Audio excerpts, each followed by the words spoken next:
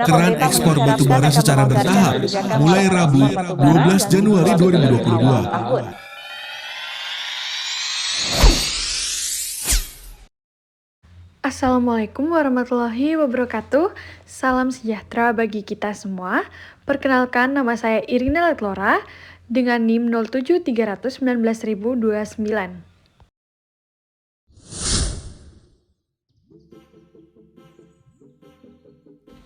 Klasifikasi batubara. Klasifikasi batubara didasarkan pada derajat kualitas dari batubara.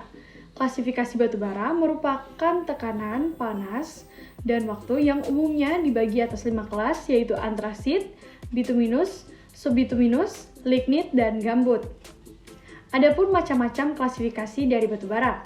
Yang pertama adalah klasifikasi menurut ASTM. Nah, pada klasifikasi ini berdasarkan rank dari batubara itu atau berdasarkan derajat metamorfisnya atau perubahan dalam proses kualifikasi yang dimana mulai dari lignit hingga antrasit. Untuk menentukan rank dari batubara diperlukan data fixed carbon, volatimeter, dan nilai kalor dalam bituminus per pound dengan basis MMMF atau moist MMF. Yang kedua adalah klasifikasi NCB. Klasifikasi ini dikembangkan di Eropa pada tahun 1946 oleh suatu organisasi fuel research dari Department of Scientific and Industrial di Inggris. Klasifikasi ini berdasarkan rank dari batubara dengan menggunakan parameter volatimeter atau dry mineral meter free dan cooking power yang ditentukan oleh pengujian Gray King. Yang ketiga yaitu klasifikasi menurut internasional.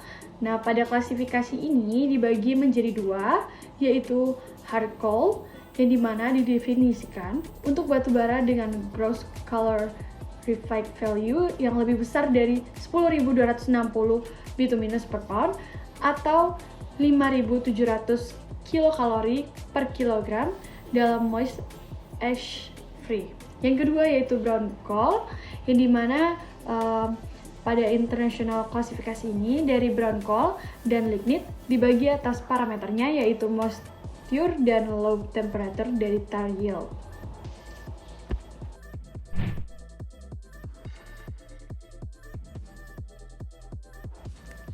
Floatasi. Floatasi adalah proses pemisahan mineral dari pengotornya dengan cara mengampungkan. Floatasi adalah proses konsentrasi mineral berharga berdasarkan perbedaan tegangan permukaan dari mineral di dalam air dengan cara mengapungkan mineral ke permukaan. Secara garis besarnya, pemisahan dengan cara floatasi dilakukan dengan menggunakan dua tahap, yaitu tahap conditioning dan tahap pengapungan mineral atau floatasi. Nah, pada tahap conditioning bertujuan untuk membuat suatu mineral tersebut bersifat hidrofobik dan mempertahankan mineral lain yang bersifat hidrofilik. Pada tahap conditioning ini, ke dalam pulp dimasukkan beberapa reagen floatasi. Sedangkan pada tahap floatasi atau aerasi adalah tahap pengaliran udara ke dalam pulp secara mekanis baik agitasi maupun injeksi udara. Selanjutnya yaitu mekanisme voltasi. Didasarkan pada gejala bahwa beberapa jenis partikel mudah basah atau hydrophile dan lainnya tidak demikian mudah atau hydrophobe. Menurut sifat permukaan mineral dapat dibedakan menjadi dua golongan yaitu hidrofilik yang dimana mineral yang permukaannya mempunyai lapisan polar sehingga sukar atau susah dibasahi air, tetapi mudah melengket pada gelembung udara. Yang kedua adalah hydrophobic, yang dimana mineral yang permukaannya mempunyai lapisan nonpolar sehingga mudah dibasahi air, tetapi sukar melekat pada gelembung udara. Mekanisme dari floatasi. Gelembung-gelembung udara yang terbentuk karena adanya udara yang dihisap ke dalam pulp dan floater yang membentuk energi bebas permukaan pada antarmuka air dan udara untuk membentuk proses floatasi partikel mineral fit harus berukuran halus. Hal ini karena walaupun densitinya besar, ukuran partikel yang halus akan menyebabkan density asosiasinya partikel-partikel gelembung menjadi lebih kecil dari batu bara tersebut. Selanjutnya yaitu langkah-langkah yang dilakukan pada proses flotasi. Yang pertama adalah penghancuran dan penghalusan atau comminution. Yang kedua adalah desliming. Yang ketiga ada pulp. Yang keempat ada concentration. Yang kelima ada conditioning. Yang keenam ada aeration. Dan yang ketujuh ada pemisahan.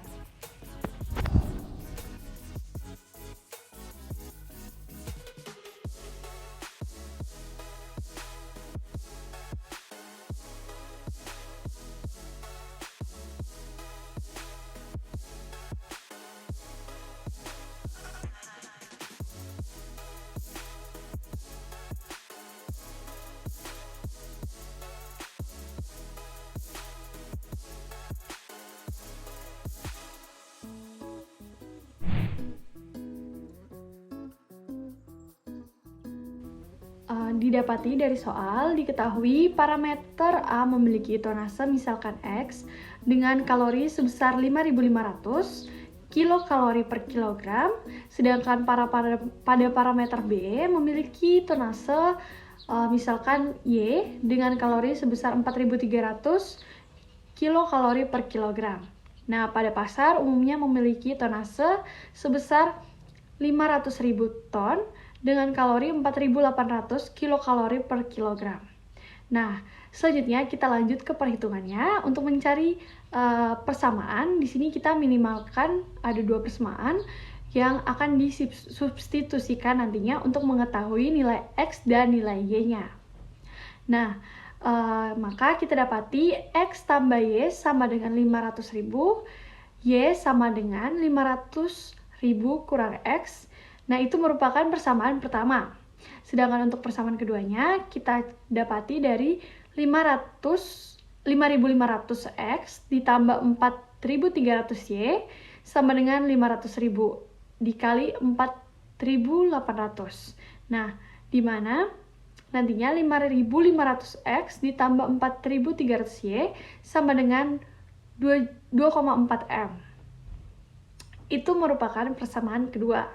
Selanjutnya kita akan substitusikan persamaan satu dan persamaan yang kedua. Nah, dari persamaan di atas kita substitusikan. Nah, dikarenakan persamaan pertama diketahui nilainya, maka kita mengganti nilai Y dari persamaan kedua menjadi persamaan pertama.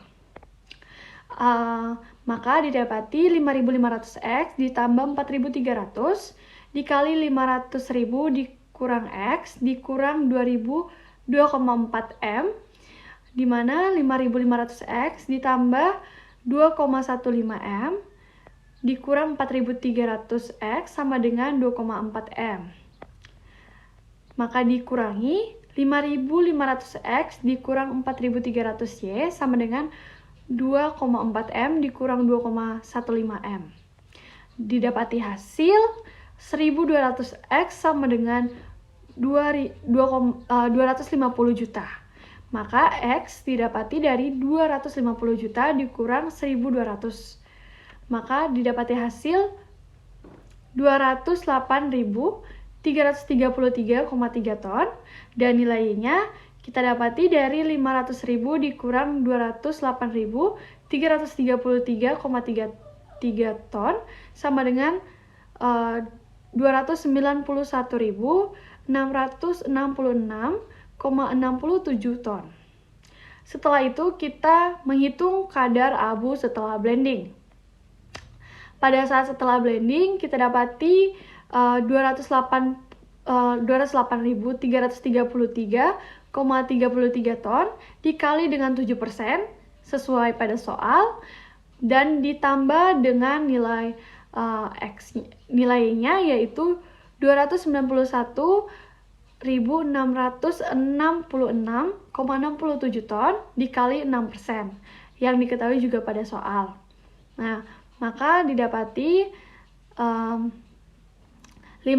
ditambah X maka 14.583,3 ditambah 17.500 sama dengan 500.000 ditambah X dan diperkecil lagi sehingga didapati 32.500 83,33 sama dengan 500.000 ditambah X. Maka X didapati 32.083,33 dibagi 500.000. Nah, X yang kita dapati adalah 0,064 atau setara dengan 6,4%. Maka dari itu dapat diketahui bahwa batubara ini memiliki nilai blending yang sesuai dengan permintaan konsumen dan dapat didistribusikan ke konsumen. Selanjutnya menghitung usia tambang. Nah, untuk menghitung usia tambang, kita ketahui bahwa cadangan pada pit A sebesar 5 juta ton dan pada cadangan pit B sebesar 8,5 juta ton.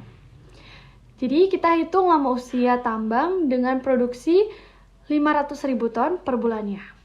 Maka dari itu kita dapat pit A sama dengan 208.333,33 ton per bulan, yang dimana kita bagi dengan jumlah dari cadangan pit A-nya, yaitu 5 juta dibagi 208.333,33 ton sama dengan 24 bulan. Nah, untuk kita dapati untuk pit B-nya itu 291.666,67 ton per bulan. Maka kita akan bagi dari cadangan pit B-nya dan kita bagi dengan pit B yang sudah kita ketahui sebelumnya. Maka 8,5 juta dibagi 291.666,60 juta sama dengan 29,14 bulan.